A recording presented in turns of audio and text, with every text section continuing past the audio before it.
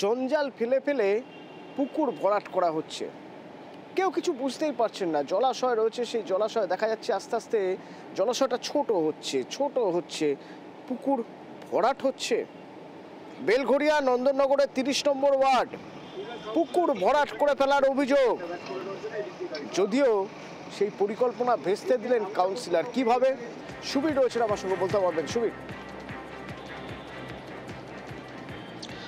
অতনুদা, এইভাবে কিন্তু ময়লা আবর্জনা ফেলে বেলঘরিয়া নন্দননগর এলাকা কামারি পৌরসভা 30 নম্বর ওয়ার্ড, সেই জায়গা থেকে ময়লা ফেলে পুনর্বাসন দপ্তরের যে পুকুর, সেই পুকুর কিন্তু আস্তে আস্তে করে ভরাট করা হচ্ছিল। কিছু অসাধু ব্যবসায়ী এই কাজ করছিলেন। তারপরে কিন্তু পৌরসভার কাছে খবর যায় এবং পৌরসভার জঞ্জাল বিভাগের পুর পরিষদ সদস্য সৌমিত্র পুতুতুন্ডু তিনি এবং ইঞ্জিনিয়ার আধিকারিকদের নিয়ে অভিযান চালানো হয় এবং অভিযান চালানোর পরেই কিন্তু সেই পুকুরের যে আবর্জনা সেগুলো কিন্তু জেসিবি দিয়ে অন্যত্র ফেলে সেই যে পুকুর কিন্তু আগের অবস্থায় ফিরিয়ে দেওয়া হয় এবং আগামী দিনে যদি এই ধরনের কোনো কেউ করতে চায় তাদের বিরুদ্ধে আইনানুগ ব্যবস্থা নেওয়া হবে, এমনটা কিন্তু পরিষ্কারভাবে জানিয়ে দিয়েছেন পুর পরিষদ সদস্য সৌমিত্র পুতুতুন্ডু।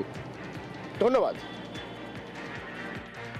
পুকুর ভরাট চলছে না, দীর্ঘদিন ধরে করার চেষ্টা করছে এবং কিছু এলাকার অঞ্চলের অসাধু ব্যবসায়ী তার সাথে সাথে বিশেষ করে এই জমিগুলো তো আড়ারের জমি এবং এই জমিগুলোকে এই অঞ্চলের কলোনি কমিটিরা মাছ চাষ করে, তারা মুনাফা নেয় আর পৌরসভাকে তার দুর্ভোগ ভোগ করতে হয়।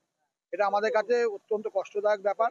আমরা আমাদের ইও সাহেব আছেন এবং তিনি ব্যাপারটা উদ্যোগ নিয়েছেন। বিশেষ করে আমরা প্রত্যেকে আছে, আমাদের 2জন এসআই আছে আমাদের দপ্তরে এবং আমরা সেই জায়গায় দাঁড়িয়ে এই পুকুরটাকে পরিষ্কার করে আমরা চাই যে আর এই জমির ব্যাপারে হস্তক্ষেপ করুক।